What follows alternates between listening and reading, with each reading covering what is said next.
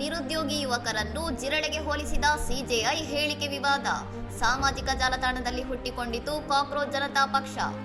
There are youngsters like cockroaches. They don't get any employment. They don't have any place in profession.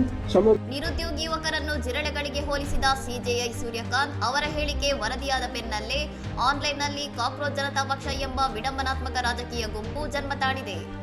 Aam Aadmi ಪಕ್ಷದ ಮಾಜಿ ಸಾಮಾಜಿಕ ಮಾಧ್ಯಮ ಕಾರ್ಯಕರ್ತ ಅಭಿಜಿತ್ ದಿಶ್ನೆ ಸ್ಥಾಪಿಸಿದ ಈ ಡಿಜಿಟಲ್ ಗುಂಪು ಆರಂಭವಾದ ಕೇವಲ 2 ದಿನಗಳಲ್ಲಿ 40,000ಕ್ಕೂ ಹೆಚ್ಚು ಸದಸ್ಯರನ್ನು ಸೆಳೆಯುವಲ್ಲಿ ಯಶಸ್ವಿಯಾಗಿದೆ.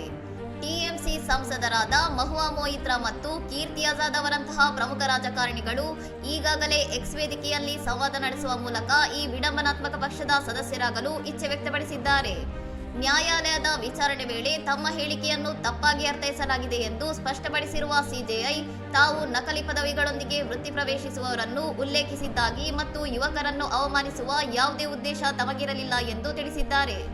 ಜಾತ್ಯತೀತ ಸಮಾಜವಾದಿ ಮತ್ತು ಸೋಮಾರಿ ಎಂದು ತನ್ನನ್ನು ಬಣ್ಣಿಸಿಕೊಂಡಿರುವ ಸಿಜೆಪಿ ಪ್ರಣಾಳಿಕೆಯು ಸಿಜೆಐಗೆ ನಿವೃತ್ತಿಯ ನಂತರದ ರಾಜ್ಯಸಭಾ ಸ್ಥಾನಗಳ ನಿಷೇಧ ಹಾಗೂ ಮಹಿಳೆಯರಿಗೆ ಸಂಸತ್ತಿನಲ್ಲಿ 50% ಮೀಸಲಾತಿ ಸೇರಿದಂತೆ ಹಲವು ವಿಲಕ್ಷಣ ಬೇಡಿಕೆಗಳನ್ನು ಮುಂದಿಟ್ಟಿದೆ.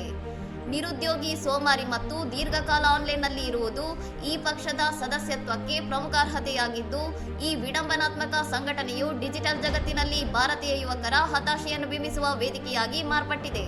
ಇನ್ನಷ್ಟು ಸುದ್ದಿಗಳಿಗಾಗಿ ನೋಡ್ತಾ ಇರಿ ಸೌರಂ ಟಿವಿ.